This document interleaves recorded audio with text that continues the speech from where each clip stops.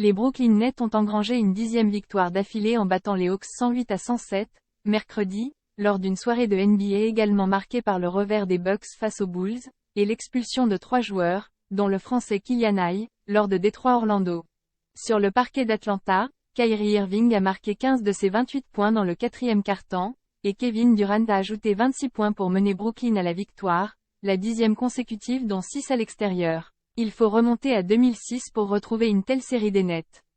À l'époque, cette franchise se trouvait dans le New Jersey, et son coach actuel, Jacques Vaughn, était sur le terrain.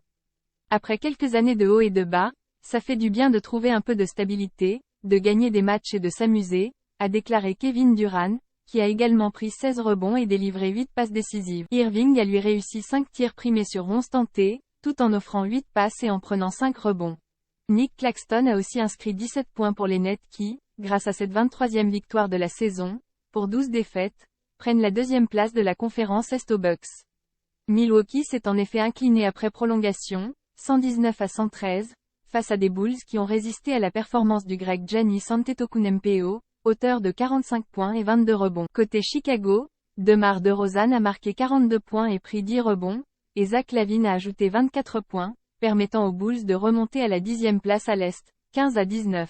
En Louisiane, Zion Williamson et ses 43 points ont permis à la Nouvelle-Orléans d'arracher la victoire face aux Minnesota Timberwolves, 119-118, qui subissent leur 4e défaite d'affilée. Williamson, qui a marqué le point de la victoire sur un lancer franc à 4 secondes du buzzer, s'est notamment illustré par un poster dunk au-dessus d'un adversaire, sur Rudy Gobert, limité à 10 points et 8 rebonds.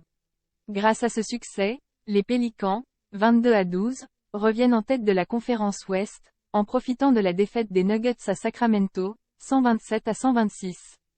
LeBron James, très frustré à Miami, les Lakers ont perdu 98-112 face au Heat de Jimmy Butler, 27 points, et Bam Adebayo, 23 points, 14 RBDS. LeBron James, qui a marqué 27 points, pris 9 rebonds et offert 6 passes, disputait son 1393e match en carrière, soit le 10e meilleur total de l'histoire de la Ligue, juste devant Tim Duncan. Mais, à bientôt 38 ans, la star de la a exprimé sa frustration au regard de la saison décevante des Lakers, 13e à l'Ouest avec un triste bilan de 21 défaites en 35 matchs. Je suis un gagnant, je veux gagner et me donner l'opportunité de continuer à me battre pour des titres, a souligné le joueur aux 4 bagues de champion NBA. Ça a toujours été mon but depuis que j'ai fait mes débuts dans la Ligue à 18 ans.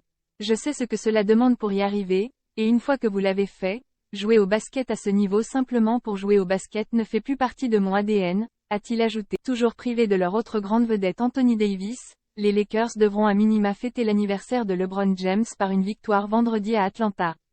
Mercredi soir, les Pistons, qui restaient sur 6 défaites d'affilée, ont pris un peu d'air en battant le Magic 121-101. Leur meneur français Kylian Hayes, impliqué dans une bagarre générale, a toutefois été exclu et risque une suspension.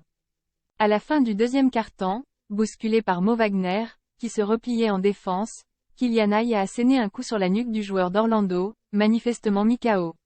Les deux ont été exclus pour leur geste, ainsi que Hamidou Diallo, piston, impliqué dans l'échauffourée. Ici Beyrouth 29 décembre, 2022.